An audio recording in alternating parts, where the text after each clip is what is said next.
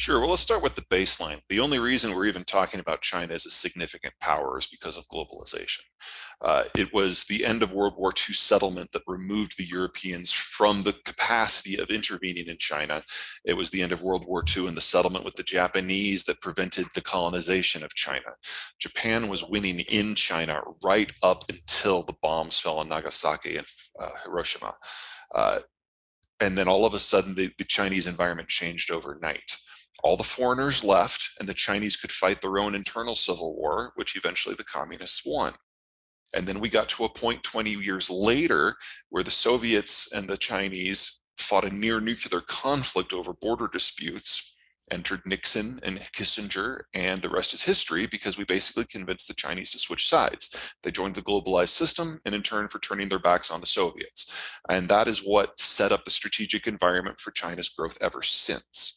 However, that is not sustainable without intervention from the United States or globalization in general. The line of islands off the Chinese coast, Japan, Taiwan, Philippines, if there's one thing they all agree on is that they're not China, and the Chinese have never been able to project power beyond that except during the global order because the Americans have forced everyone to be on the same side. That's breaking down now, and the Chinese don't have the capacity in any form to project power much beyond their own coastline. They do have a lot of ships. 90% of them can't sail more than 1,000 miles from shore, and that assumes they're going at a slow speed to save fuel in a straight line and no one's shooting at them. Really, China can barely make it past Taiwan, and China is the most internationalized economy in terms of its resource and its market dependence. So if the global system breaks down, that is it. The Chinese system implodes. And if China finds itself in a real war with anyone, someone, the Japanese, the Taiwanese, the Vietnamese, the Indians, the Americans, someone is going to put a couple of destroyers in the Persian Gulf or in the Indian Ocean and cut the energy line. Because the United States hasn't been the world's largest energy supporter for some time, over a decade. It's China. China imports 85% of their energy, and 85% of that comes from the Persian Gulf, and the Chinese can't reach the Persian Gulf. So any breakdown in the regional or the global order, and it's lights out. And never forget that agriculture is an industrialized sector, and the Chinese import almost all of their inputs for that too. So you're talking about the lights going out, the trucks stopping, and famine. A great example is what's going on with the Ukraine war. So there is this belief in China that the Russians will take Ukraine first. It'll kind of prove the theory that we have that we can take Taiwan easily. Clearly, that's not the case, because while the Russians are clearly not performing to snuff, the Ukrainian army is not a regular army. They're doing great, don't get me wrong, but the power mismatch in that is not nearly as big as the power mismatch between China and Taiwan, because the Taiwanese have been preparing for this war now for 70 years. And they have a lot of modern equipment, and oh yeah, they're still an island. So scratch one, they know the strategic relationship will not go the way they were hoping. They're terrified of the boycotts and the sanctions because the idea that shareholders would back away is something that they can't deal with economically. They need those connections in order to employ their own population. And the sanctions, say what you will about the Russian economy. It's a major exporter of both foodstuffs and energy, and the Chinese are major importers of both. So if we put a Russia-style sanction on the Chinese system, that's it. It's over. It collapses in less than a year. And then if you just need one more reason, it's like, I think this is plenty. Demographics. The one-child policy started 40 years ago. They're literally running out of workers and consumers. It's the fastest aging society in human history. And some of the data they've been leaking out of the 2020 decade census suggests that this is them suggesting that they've actually overcounted their population by about 100 million people. And that's all people who were born since the one-child policy, and it's probably the vast majority of them being women. So there is no hope for a demographic reconstitution of this country.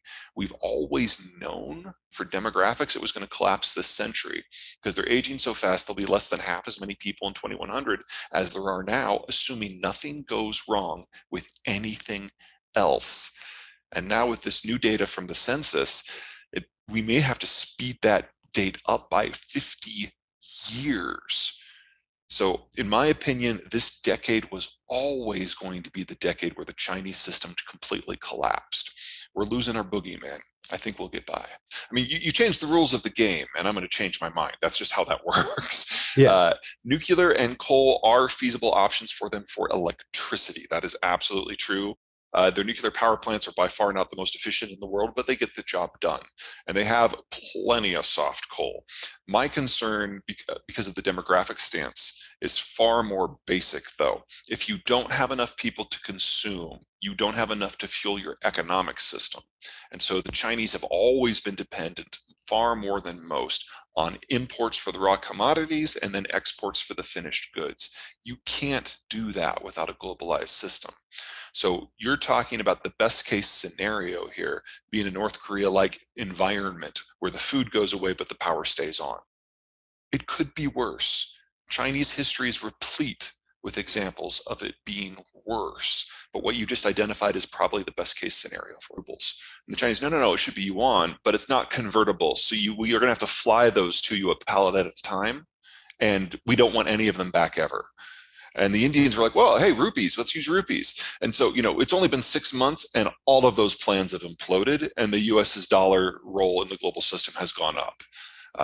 Even because the euro now has basically hitched itself to the dollar as a secondary support system rather than its own independent pole.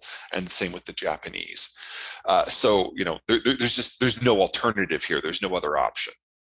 On the investment side, the Chinese have had a reputation for using a lot of capital flight and a lot of export earnings to purchase what they consider to be strategic assets around the world, and that has generated a lot of heartburn in a lot of places.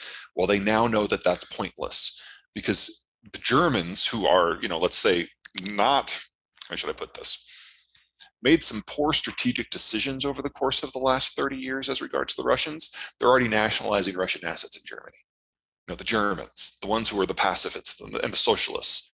So the Chinese are now realizing that everything they bought overseas is worthless. And they're trying to sell a lot of it, so at least they'll get some cash out of it. Well, step one, I'm a generalist. So I do finance, I do demography, I do manufacturing, I do ag, I do a lot of things. My bases are obviously demographics and geography, but that doesn't do anything if you can't apply it to the people who are in front of you.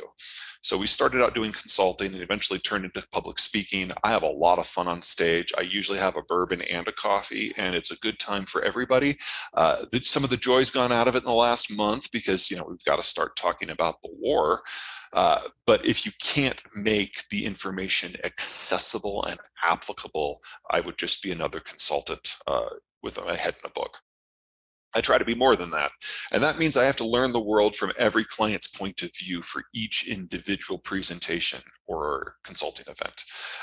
That is alternatively really exciting.